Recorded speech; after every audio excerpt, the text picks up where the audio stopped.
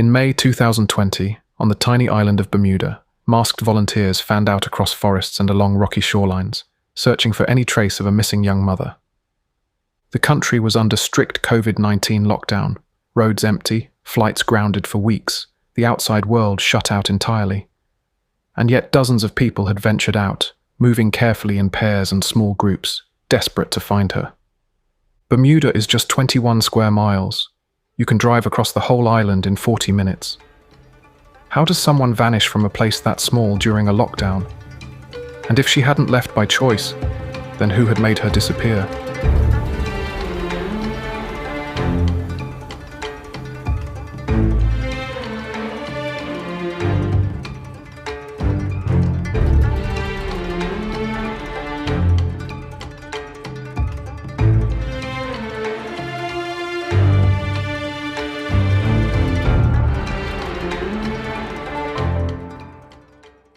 Chavelle Dillon-Burgess was a devoted mother, a loving daughter, and an exceptionally hard worker.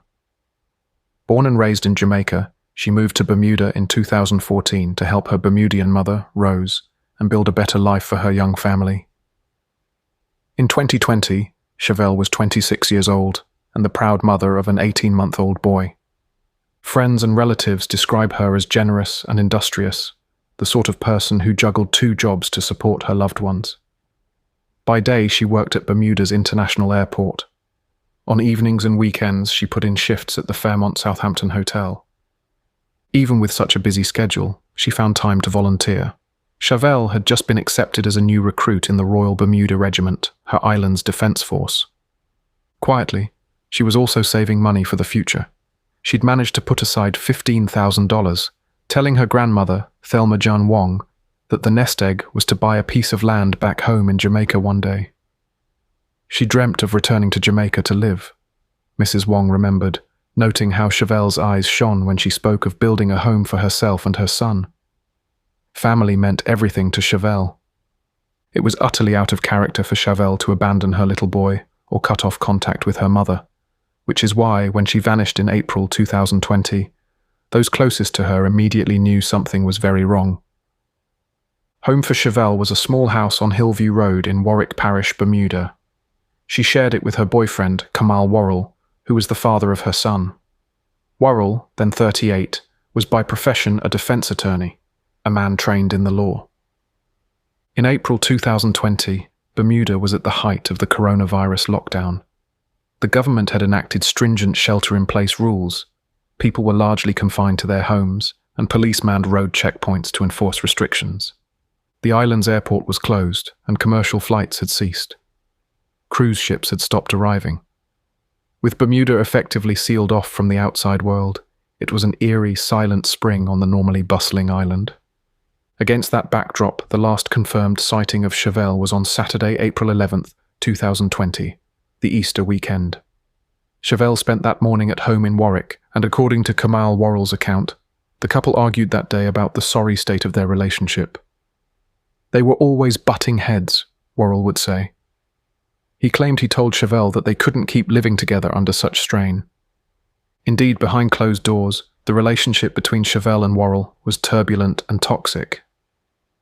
In earlier years, Chavelle had confided to friends, family, even doctors that Worrell was abusive.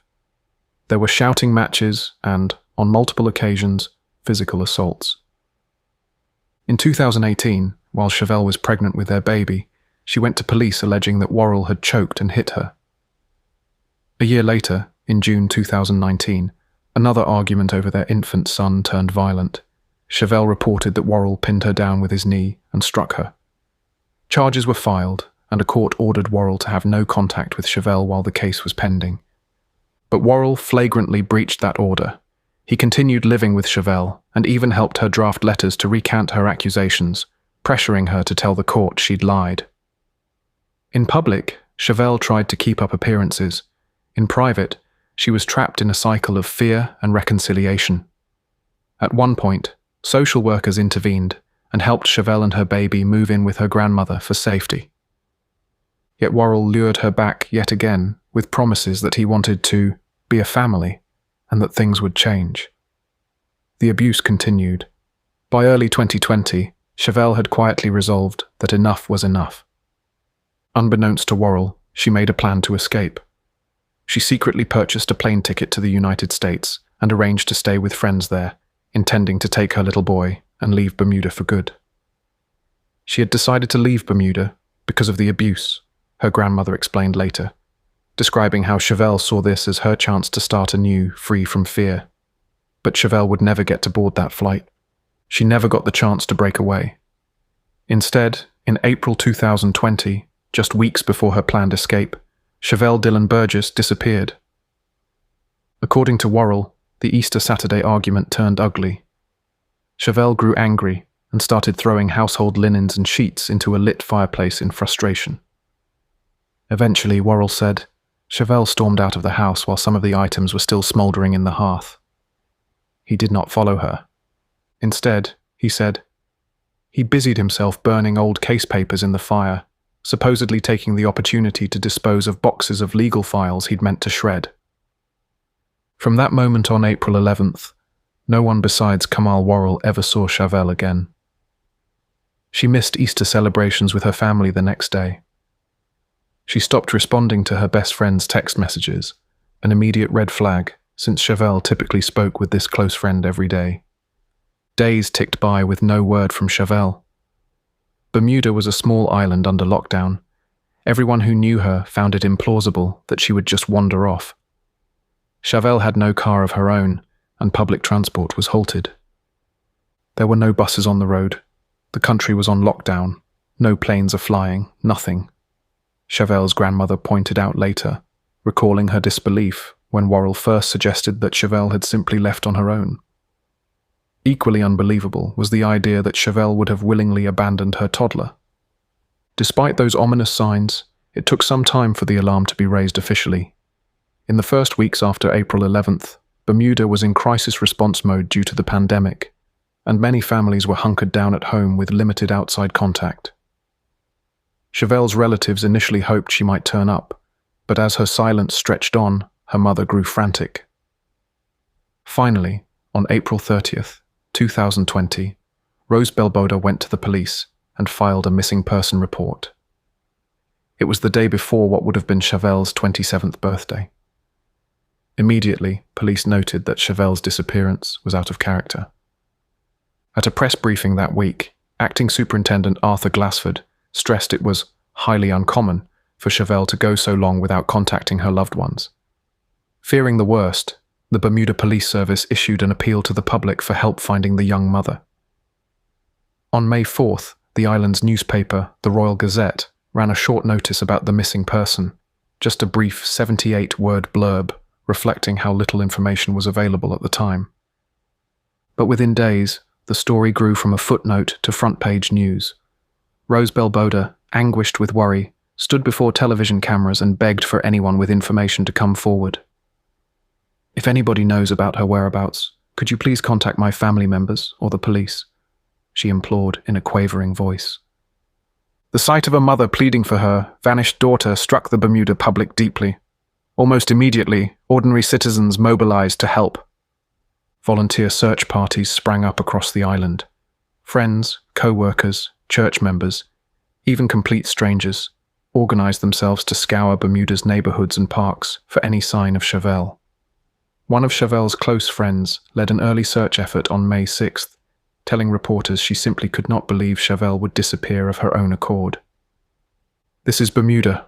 Bermuda is only so big," the friend said, emphasizing the island's tiny size. "I don't feel like it should have been 2 weeks since someone has last seen her." Indeed, on a 21-square-mile island, the idea that a person could be missing for nearly a month was unprecedented. The community response was overwhelming. Chavelle's colleagues from the Fairmont Southampton Hotel formed search teams to cover areas near the hotel and beyond. Members of the Jamaican Association in Bermuda, Chavelle was originally from Jamaica, also volunteered, feeling a personal stake in finding their compatriot. Off-duty soldiers from the Royal Bermuda Regiment, the very unit Chavelle had signed up to join, donned their uniforms and joined the civilian volunteers in combing through forests and coastal areas. They fanned out methodically, checking hiking trails, beach coves and dense undergrowth. Initially, Searches focused in Warwick Parish where Chavelle lived, starting at a landmark called the Rubber Tree in Warwick and radiating outward. When that yielded nothing, the net widened. Teams moved into adjacent parishes, south to the trails of Southlands Estate, west into Sandys, where volunteers trudged through areas around Lagoon Park and Hog Bay Park, east towards Smith's Parish, where they scoured the mangrove swamps of Spittle Pond Nature Reserve. If there was any corner of Bermuda that hadn't been checked by mid-May, it was hard to think of it. Day after day, dozens of people covered new ground, often rechecking sites already searched, refusing to give up. By May 8th, less than a week into the public effort, police estimated that roughly 95% of the entire island had been searched, without success. Not a shred of Chavelle's clothing, not a single personal belonging, not one concrete clue had been found. It was as though she had vanished into thin air.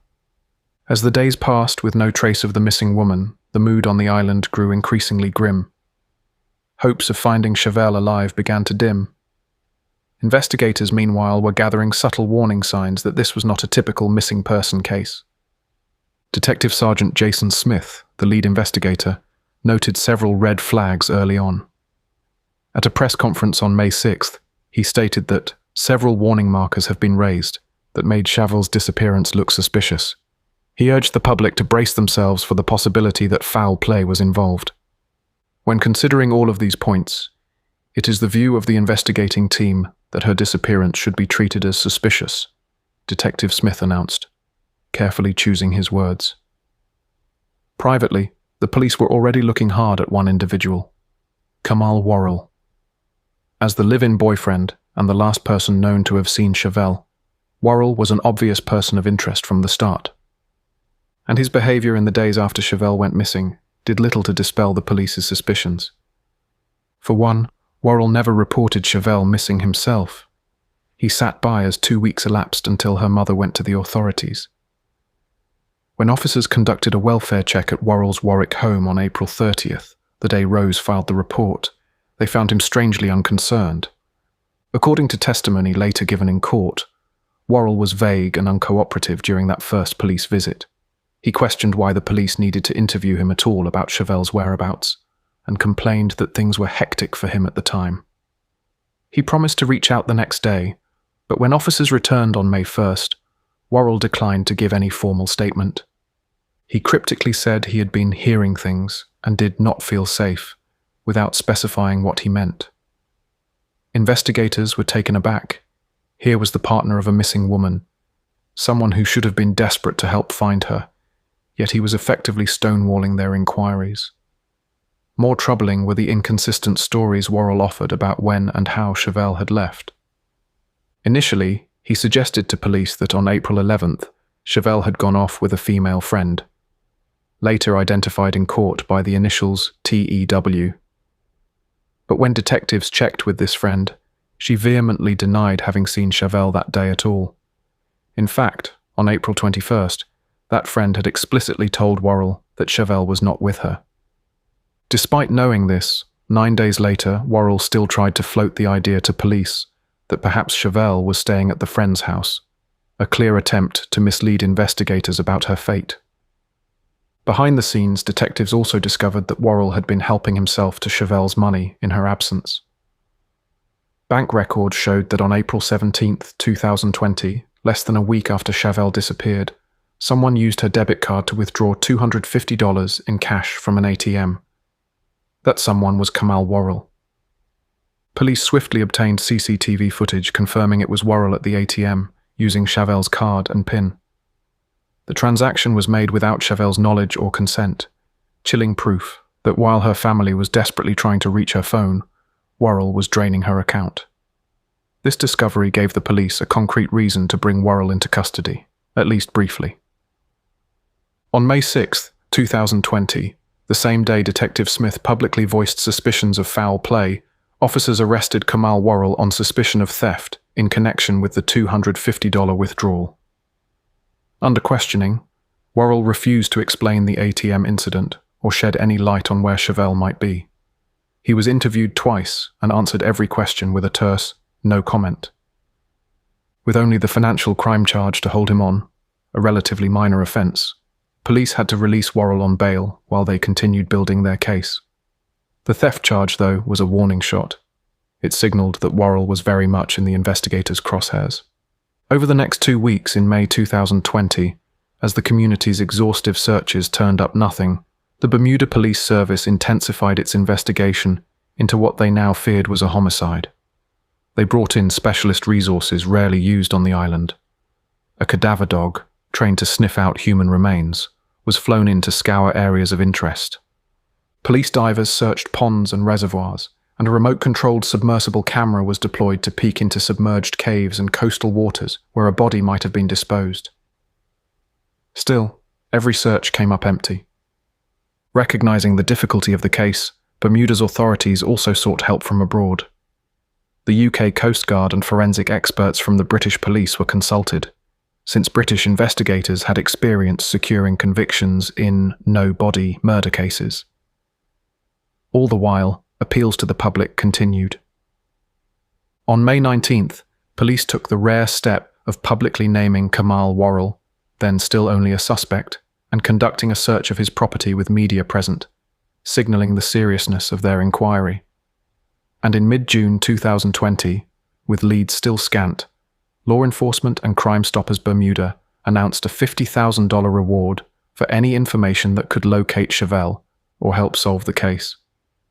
It was one of the largest rewards ever offered for a case in Bermuda, yet not even tens of thousands of dollars could shake loose a clue. By the end of June, 2 months had passed since Chavelle's disappearance, and Bermuda remained on edge. The island's premier at the time, David Burt, urged anyone who knew something to listen to their conscience and come forward. But conscience alone did not seem to be enough. Finally, on May 25, 2020, after roughly 6 weeks of investigation, police made an announcement. They had arrested a 39-year-old man, whose name was not immediately released, on suspicion of the murder of Chavelle Dillon-Burgess. Though he didn't name the suspect in custody, it was clear the focus was on Kamal Worrell. This was an extraordinary development. Bermuda had never before classified a missing person case as a homicide without having found the victim's body. Worrell was detained briefly in connection with the murder suspicion, but lacking a body or a smoking gun, detectives had to release him on police bail while they gathered more evidence. It was an agonizingly delicate situation. They firmly believed Worrell had killed Chavelle, yet to charge him formally, they needed a strong circumstantial case that could stand up in court. Throughout the summer and fall of 2020, police and volunteers continued periodic searches, hoping against hope to find Chavelle's remains. Candlelight vigils were held where community members prayed for answers. For Chavelle's mother and grandmother, each day without news was torture. Mrs. Wong would later recall a heart-wrenching dream she had during this period. In the dream, Chavelle appeared sitting on the edge of her grandmother's bed. I said, "Chavelle, where are you?" And she said, "I can't tell you, Nana." "I just know that she's gone," the grandmother concluded, "but where she's gone, we don't know." Bermuda's first ever no-body murder investigation pressed on into the new year. In October 2020, as 6 months elapsed without a breakthrough, the police enlisted homicide advisors from the UK and affirmed their commitment to pursuing the case even in the absence of a body. Detective Jason Smith later explained that he and colleagues underwent special training in no-body homicide investigations as a direct result of Chavelle's case, studying examples from other jurisdictions where convictions were secured years later. This is the first case of its kind in Bermuda history where there has been a no-body homicide investigation, but it's certainly not new to other jurisdictions, Smith said, noting that in the UK there had been successful prosecutions, despite no body being found. That knowledge gave Bermuda's investigators hope. Even if Chavelle remained missing, justice might still be attainable. Finally, after months of painstaking work, police and prosecutors felt they had enough to formally charge Kamal Worrell with murder. He was hit with a slew of related charges as well. 1 count of unlawfully wounding Chavelle and 7 counts of assault for various domestic violence incidents during 2018 to 2019. He was even charged with interfering with an electronic monitoring device, a nod to the fact that he had tampered with an ankle bracelet he'd been ordered to wear, likely from the prior assault case. Given the gravity of the allegations, Worrell was not required to enter a plea at that stage and was remanded to await trial in the Supreme Court. At a press conference later that day, Commissioner Stephen Corbishley spoke candidly about the challenges of the investigation. The island-wide search for Chavelle had been of a complexity and extent never been seen before in Bermuda, he revealed. For 10 months, officers had worked tirelessly, following every lead. Corbishley said detectives had ultimately concluded that Chavelle had been unlawfully killed, and that is why the murder charge was brought despite not having a body. Bermuda's justice system began gearing up for what would become one of the most high-profile trials in the island's recent history. But multiple delays lay ahead. The COVID-19 pandemic had created a backlog in the courts, and Worrell's defense team employed various legal maneuvers that stretched out the timeline. Meanwhile, Worrell was released on bail under strict conditions as he awaited trial, a decision that frustrated many observers, but in Bermuda, even a murder accused has the right to seek bail. Worrell lived with an electronic monitoring tag, when he wasn't tampering with it, and under curfew, effectively under house arrest. Throughout 2021 and 2022, police did not let the public forget about Chavelle. On the anniversary of her disappearance, April 2022, Detective Jason Smith made a fresh appeal, urging anyone with information, even if it seemed insignificant, to come forward. He reminded everyone that, despite the fact that a person has been charged, that does not mean that an investigation has ended. We still need to find her remains so that we can bring closure to her family. Chavelle's family still had no grave to visit, no way to properly mourn, and somewhere on the island, a killer presumably knew exactly where the truth lay buried. After years of anticipation, Bermuda's first no-body murder trial finally commenced in the Supreme Court in November of 2023. From the outset, it drew intense public and media interest. The local press dubbed it Bermuda's trial of the century, and as the proceedings unfolded, it often led the evening news broadcasts. Kamal Worrell, now 42 years old, pleaded not guilty to all charges. Notably, being a former lawyer himself, Worrell took an unusually active role in his defense. He was represented by counsel, but he also personally cross-examined some witnesses, including, dramatically, Chavelle's own mother, Rose. Over the course of about 8 weeks, the jury of 12 Bermudians heard testimony from more than 30 witnesses and examined a mosaic of circumstantial evidence painstakingly assembled by the prosecution. From the very first day, prosecutors acknowledged the unusual nature of the case. It was built entirely on indirect evidence, since Chavelle's body had not been found. Circumstantial, yes, but compelling, argued Cindy Clark, Bermuda's Director of Public Prosecutions. Piece by piece, Clark and her team laid out the puzzle of what they believed happened to Chavelle on that April weekend of 2020. The motive, they asserted, was rooted in domestic violence and control. Worrell had a documented history of abusing Chavelle, and by early 2020, he stood to lose everything: his relationship, his reputation, even his freedom, because Chavelle was finally leaving him and speaking up about his abuse. As the prosecutor told the jury, Worrell resented Chavelle and feared her. She had ruined his life, Clark argued, by exposing him as an abuser, by imperiling his legal career, and by threatening his self-image as the successful man who should be in control. He really couldn't move on, Clark said of Worrell's mindset. He wasn't living the life he felt a lawyer should be living. He's not bringing money into the house. She was the provider.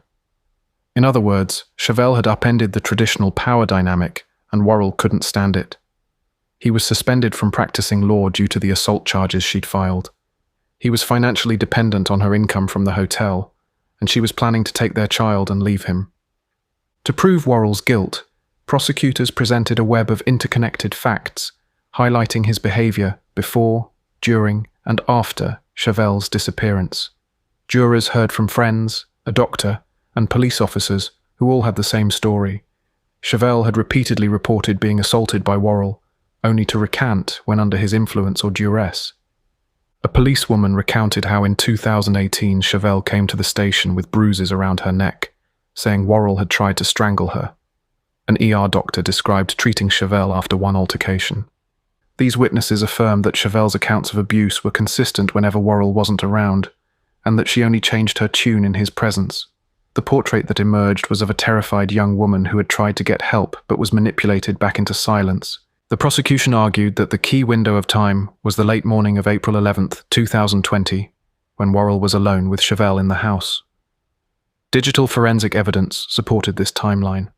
A police cyber analyst testified that Kamal Worrell's smartphone showed an unusual gap in activity on April 11th. Between 10 a.m. and 1:21 p.m. that day, no WhatsApp messages or calls were sent from his phone. This stood out because records showed Worrell was normally a frequent WhatsApp user, constantly messaging. The inference the prosecution drew was stark.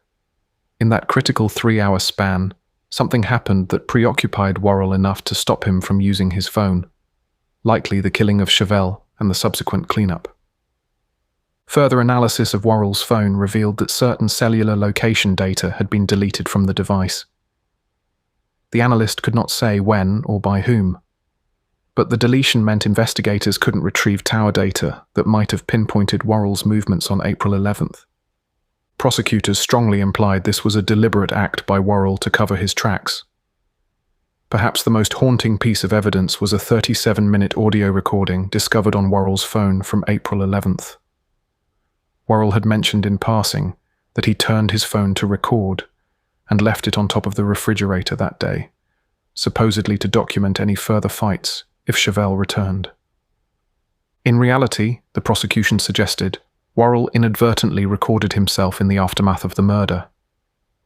Though much of the recording was ambient noise, prosecutors invited the jury to interpret the muffled sounds as those of someone scrubbing, dragging, and zipping something, consistent with a scenario of cleaning up a crime scene and disposing of a body. Perhaps, they theorized, the phone captured Worrell wiping down surfaces, bundling Chavelle's body into something like a suitcase or bag, and tending to the fire where he burned items. It was noted by a neighbor that smoke had been seen wafting from Worrell's chimney on April 11th, unusual for a warm spring day, suggesting he was burning more than just a few linens. Forensic specialists had scoured Worrell's house with luminol and other tests, but found no obvious bloodstains, not surprising if, as suspected, Worrell killed by asphyxiation, a method that would align with his previous choking assaults. The lack of physical traces itself, however, was suspicious. In the days after Chavelle vanished, witnesses observed Worrell vigorously cleaning and repainting sections of his home. One acquaintance testified that Worrell suddenly repainted a room and replaced a piece of carpet in mid-April under the pretense of spring cleaning. To the Crown, these were classic signs of a cover-up. The prosecution hammered home how Worrell's conduct following April 11th betrayed a consciousness of guilt. He lied to police about the friend T.W. to deflect blame. He failed to show any concern for Chavelle's well-being, never joining the extensive search parties, never posting flyers, never making pleas for her safe return.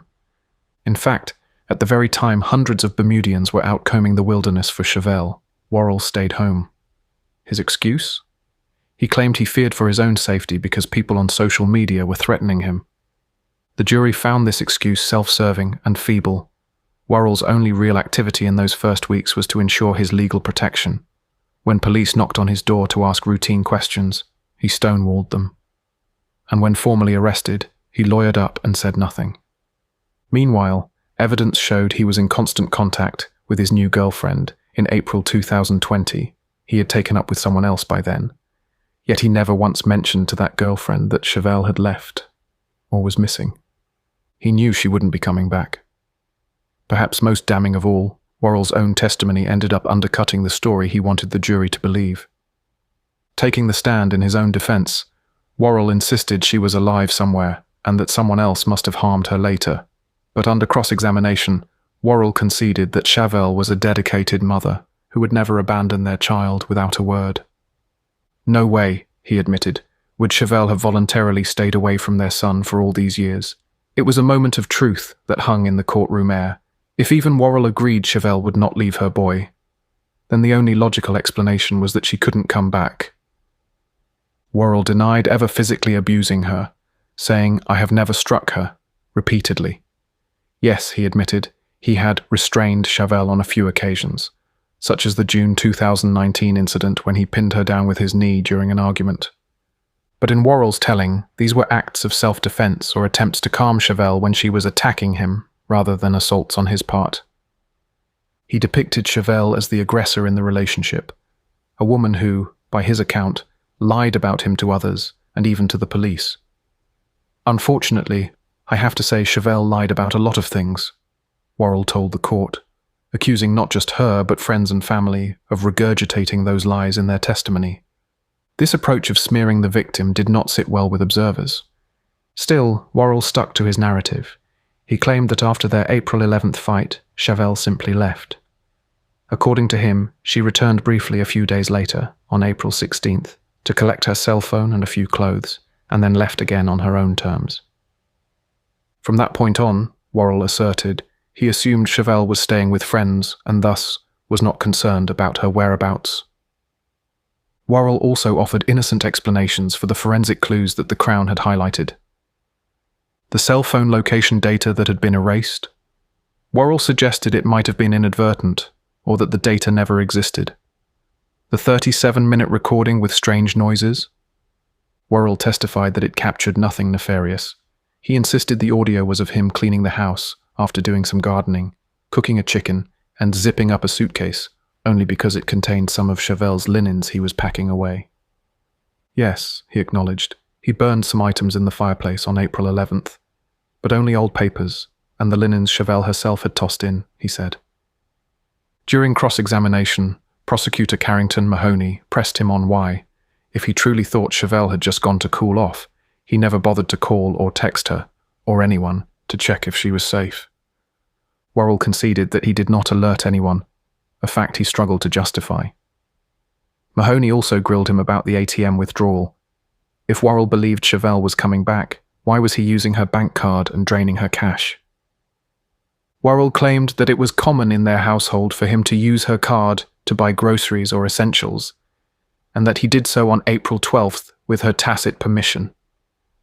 When all evidence had been presented, Kamal Worrell made an impassioned plea to the jurors in his own closing remarks. "I have listened for a whole month. I have waited for 3 years," he said. "I say there's no evidence that he murdered Chavelle." He pointed out that no forensic proof, no DNA, no blood, no eyewitness tied him to a killing, and indeed the case was circumstantial. But as the prosecution reminded the jury in their summation, circumstantial evidence can be as powerful as direct evidence when the circumstances all point one way. Cindy Clark urged the jurors to look at the totality of Worrell's actions before, during, and after April 11th, 2020. He was an increasingly desperate domestic abuser facing disgrace. On January 10th, 2024, the jury delivered its verdict. After deliberating into the night, they found Kamal Worrell guilty of murder. It was a majority verdict, 10 jurors in favor of guilt, 2 against, which is permissible under Bermuda law for serious offences. They also found Worrell guilty on 6 of the 7 assault charges related to his past domestic violence against Chavelle. Those verdicts were unanimous. It was an historic moment. Bermuda had secured its first ever murder conviction without a body. Police Commissioner Darren Simons issued a public statement acknowledging that while the conviction might bring some measure of closure for Chavelle's family, it remained an unsettling fact that her body had not been found. The Bermuda police, he promised, would not stop investigating the whereabouts of Chavelle Dillon-Burgess's remains, and remained hopeful that their efforts would eventually provide the family with that final bit of peace. 2 months after the guilty verdict, Kamal Worrell returned to court to learn his fate. Under Bermuda law, murder carries a mandatory life imprisonment sentence, but the judge must stipulate a minimum term to be served before any possibility of parole. In this case, prosecutors, led by DPP Cindy Clark, argued for a stern minimum of 25 to 28 years, given the severity of Worrell's actions. They highlighted numerous aggravating factors that made this killing especially egregious. Chavelle was the mother of Worrell's own child. The murder occurred in a context of domestic abuse. Worrell had shown zero remorse. He had gone to great lengths to conceal evidence in the body. And most chillingly, the couple's baby son was likely in the house when his mother was killed. In contrast, As Clark noted, there was essentially only one mitigating factor in Worrell's favor. He had no prior criminal convictions on record, aside from those assaults for which he was now convicted alongside the murder. Judge Juan Wolf delivered his sentencing remarks with evident outrage and remarked that Worrell's denial of the family's right to know their loved one's final resting place rubbed against every ethical fiber of a just society. The judge addressed Worrell directly, urging him, even at this late stage, to do the decent thing and reveal the truth for the sake of his son. Given Worrell's steadfast stance of innocence, however, no such revelation was forthcoming. With that, he sentenced Kamal Worrell to life in prison, ordering that Worrell must serve 27 years before he can even be considered for parole. This fell near the upper end of the range the prosecution requested, reflecting the judge's view of the case's gravity. Unless his appeal succeeds, Worrell will be in prison until at least the early 2050s, before he's even eligible to be considered for release. In the meantime, authorities continue to follow any new leads regarding the location of Chavelle's remains. The $50,000 reward for information is still unclaimed and available. Periodically, Detective Jason Smith and his colleagues renew their public appeals, hoping that someone who knows something, even after all this time, will finally break their silence. There is no doubt in our minds that there are members of our community who do know exactly what happened to Chavelle, Smith said in one such plea. Every so often, Rose Belboda takes her grandson on her knee and shows him a photo of Chavelle. "Do you know who this is?" she asks. "Yes, that's my mommy," he replies with a smile. For a moment, the little boy's world is secure. His mommy is real. She loves him. And maybe she'll walk through the door any day now. Thanks again for listening, and thank you so much for all the great reviews. If you enjoy hearing true crime cases that are rarely covered in English, please consider subscribing. It really helps the show grow and lets us keep bringing you stories you won't find anywhere else.